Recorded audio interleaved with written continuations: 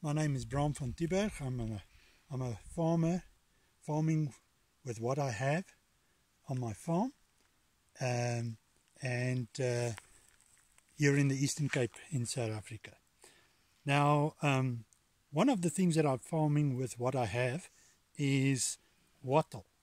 Now, this particular wattle is known as Acacia dealbata, or silver wattle. It is obviously it's a foreign tree.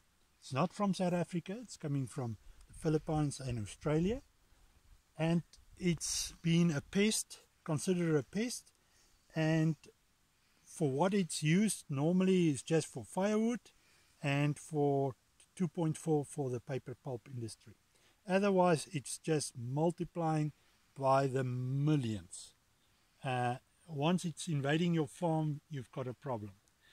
Unfortunately, I bought the farm with it, and so I had to do something with it. Okay, now, in the drought time, I often ask, why can't this plant be used for cattle feed? And then when I asked that to my neighboring farms and reading about it, then they would say, no, it's got tannin, it's got lots of tannin.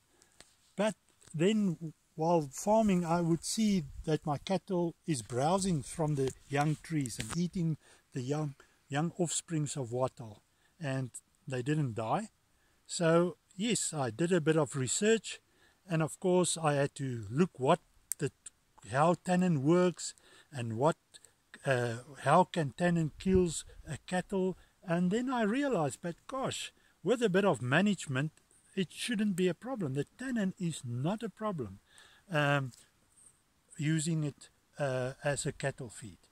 The worst thing that a cattle can obtain is what they called tannin poisoning, and that is really when the cattle will just eat only wattle for the whole day long, and then it won't actually kill them.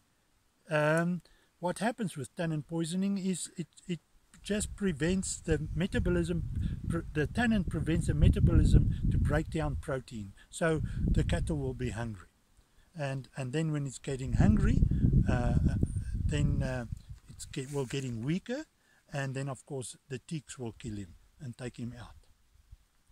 Now, this tree offers much more than what we initially thought. It's got energy, it's got not too much protein, it's got between 11–12% of protein, but if you look at this grass right now, this grass has been hit by the frost. It is in mid-July here in South Africa, and there is not much left of this grass. Number one. Number two, what it can offer, because of its very short root system, is nothing in comparison.